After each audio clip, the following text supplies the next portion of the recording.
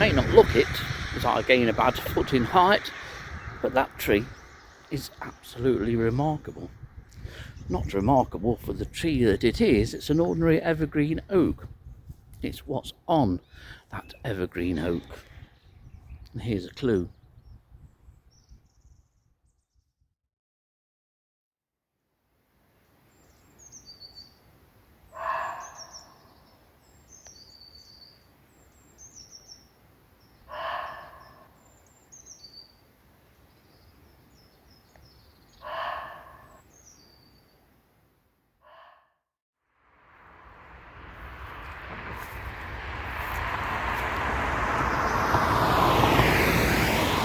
I'm in Sutton-on-Trent this morning. I'm just passing through, and I thought, while I am passing through Sutton-on-Trent, I will stop on the corner of Palmer Road, because at the side of me here there's an evergreen oak, and a few years ago, 2022 I believe, I discovered the leaf mines of Ectoedemia heringella, and there were quite a few on this evergreen oak.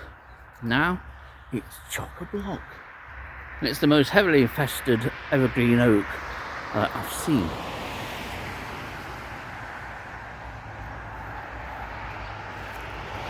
Ectoedemia heringella hasn't been in Nottinghamshire for that many years. I'm saying it was 2022 when I found it here. I found it at a number of sites, and one of the best sites to see this species is the university, Nottingham University. But it's also in very large numbers now in Retford Cemetery, in the old part. I'll have to visit Retford Cemetery again and some of the other places just to see how the infestation rate has increased. Southall Minster's another place, another site which I keep meaning to go to check for this, but the infestation rate on this evergreen oak is quite astonishing. The larvae mine the leaves during most of the winter. This leaf is particularly full, but every single leaf on this tree, and it's not a large tree, seems to be affected by the larva of Ectoedemia heringella. It doesn't harm the tree in any way. This tree will put all new leaves on again in the spring, and it's those leaves later in the year which will become affected with the larva of Ectoedemia heringella. The moth is tiny, it's quite attractive in terms of Ectoedemia moth, but one that you wouldn't think was even a moth, the majority of people. It's more noticeable when it's in the larval stage, and probably on every leaf here there's probably in excess of 30 particular leaf mines. Looks dreadful, looks as though it would harm the tree, but I've not seen any evidence that this caterpillar does so. And as I mentioned, I have featured this caterpillar and its associated leaf mine, which is a very small gallery mine, very twisting.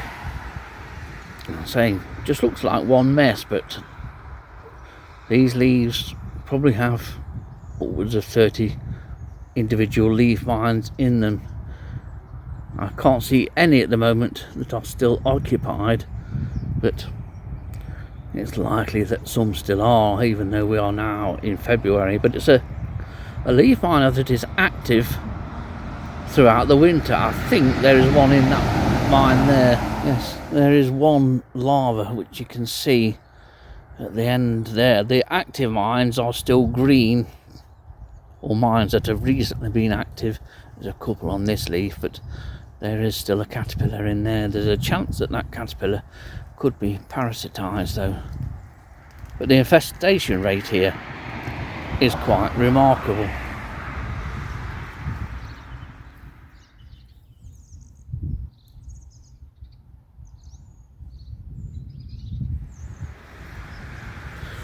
I have featured this leaf miner several times on this channel, and that's because I like to monitor how species are doing, and Ectoedemia heringella is one such species. And it's one of those species like the horse chestnut leaf miner Cameraria oridella, another species which has really decimated the leaves of horse chestnut at the moment, as in the case of Ectoedemia heringella here, not to the detriment of the tree. Both horse chestnut and these evergreen oaks seem able to survive a high infestation rate by either moth and survive it okay. It's interesting though to keep an eye on these species, keep an eye on those infestation rates and monitor them. The last time I went to South Minster, and I've been twice to record Ectoedemia heringella. The first time I found 6 mines, and then the last time a couple of years ago I found 20. I wouldn't be surprised if the infestation rate there at South Minster on that evergreen oak is along the lines of this one. But this is remarkably heavy and the whole tree is infested.